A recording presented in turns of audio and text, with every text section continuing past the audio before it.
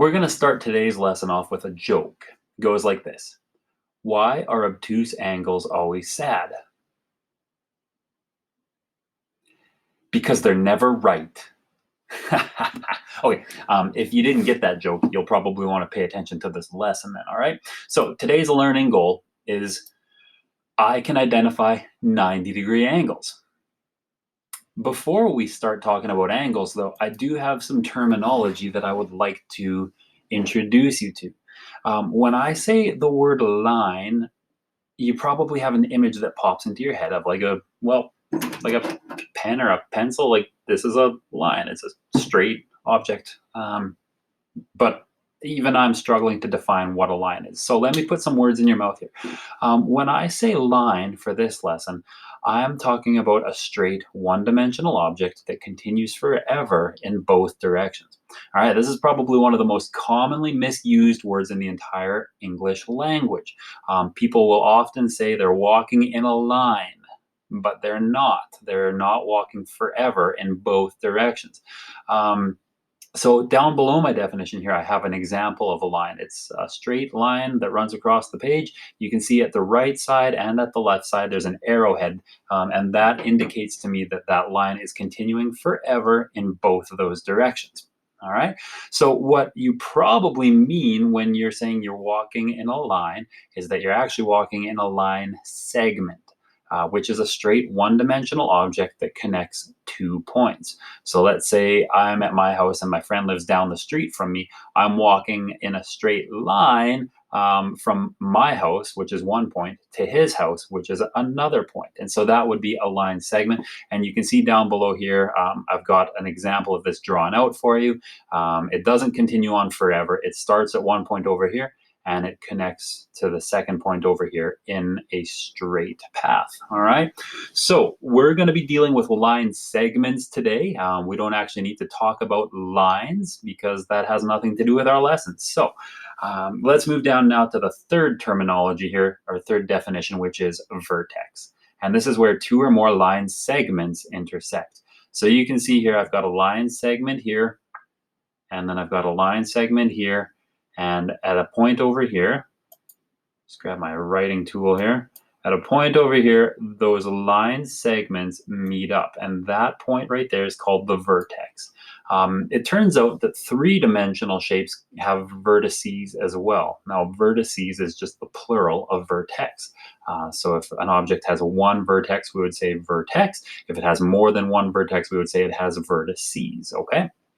So you can see here on this cube, or this representation of a cube, we've got a line segment that runs across the top, and we've got a line segment that runs up and down the left side, and there's even a line segment that is giving the illusion of depth into the page here. So we've got three line segments, and all of those come together to a single point here called a vertex, okay?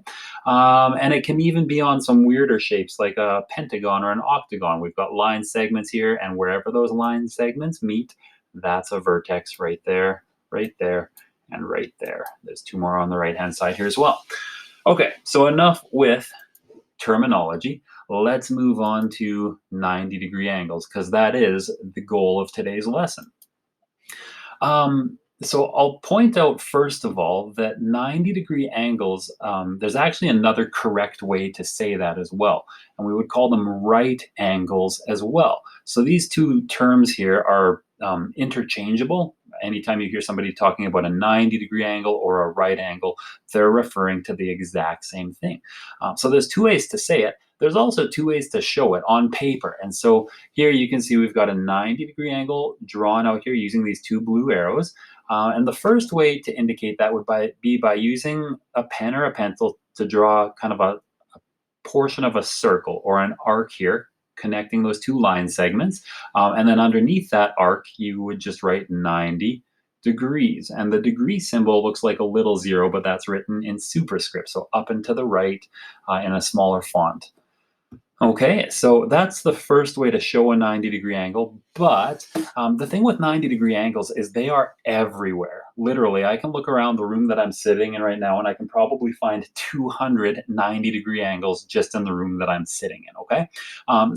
It is the most common angle that we use in our world, and because of that, Lazy mathematicians got really tired of writing an arc and then 90 degrees. That was just way too much writing for them. So they came up with a more efficient way to show 90 degrees, and that is by using this little, they basically make a little square in the corner of the vertex there, right? You can see there's just kind of squared it off there. And anytime you see that little symbol like that, you would also know that we're dealing with a 90-degree angle. Okay, so I one of the things that I love to do is when we're learning about a new concept, I'll teach you what it is, but then I'll also teach you what it isn't, and this kind of helps us form a concept in our brain of what a right angle is. So a right angle, if we're talking about a clock here, would be when the hour hand is at 3 and the minute hand is at 12. Okay, that forms a 90-degree angle between the two hands there, okay?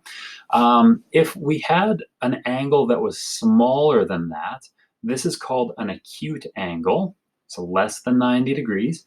And if we had an angle that was bigger than 90 degrees, we would call that an obtuse angle. All right, so that right there just kind of explains the joke that I told you at the start of this lesson. Why are obtuse angles always sad?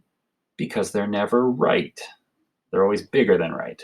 All right, jokes are just never as funny when you have to explain them.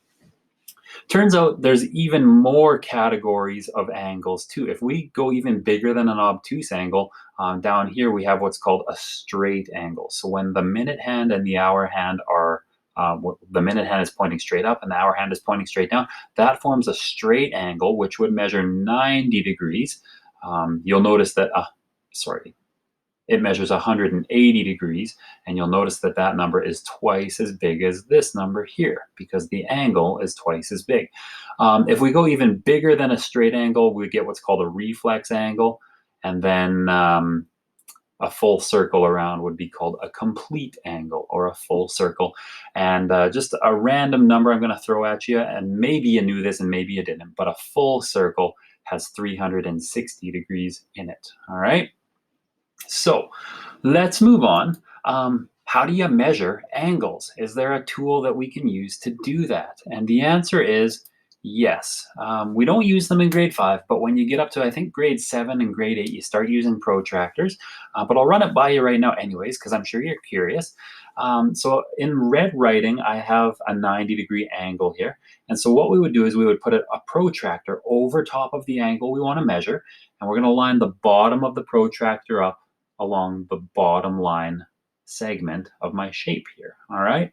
And then we want to stick the vertex of this angle right in the center of my protractor right there. And then we can just read up the second line segment here, and you can see that this second line segment passes right through the number 90 here. And so that would be our reading there. And of course, to make this official, let me just throw in that little square into the corner there just so we know that that's exactly 90 degrees, okay? Now, I did mention earlier in this lesson that 90-degree angles are the most common measured angle in the world, I would argue. I dare you to challenge me on that.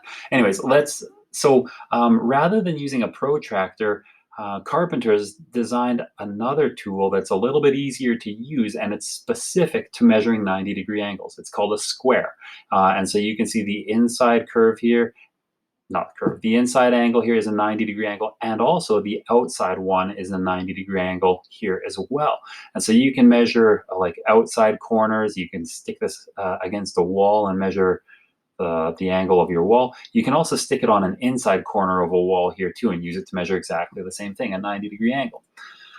Okay, so that's your lesson. We have covered what is a 90-degree angle. We've also covered what isn't a 90-degree angle. And then we talked a little bit about how you would measure 90-degree angles as well. Now, your task for today is this. It's a scavenger hunt. And I would like you to find 5 examples of right angles in your house. Like I said earlier, I can look around the room here and I can see literally hundreds of examples of right angles here. So you can do this in one of 2 ways. So the first thing you could do is, this would be, I guess, maybe a quicker option, is you can just use words and describe to me a 90-degree angle you see. So for example, where the floor and the wall meet is 90 degrees, okay? If you would like maybe something a little bit more interactive, but it might take you a little longer, you can also do a photo scavenger hunt as well. So rather than typing out what you find, if you've got a camera available, you can take some pictures here. And so this is kind of just a picture of exactly what I described in words over here. We got a floor and we got a wall that comes up at a 90-degree angle to the floor here. Okay, so that's your assignment for today. 5 examples of right angles in your house. You can find this assignment under the math section in Google Classroom. Feel free to open it up, find your 5 examples, and then you are done math for the day. We'll see you later, guys.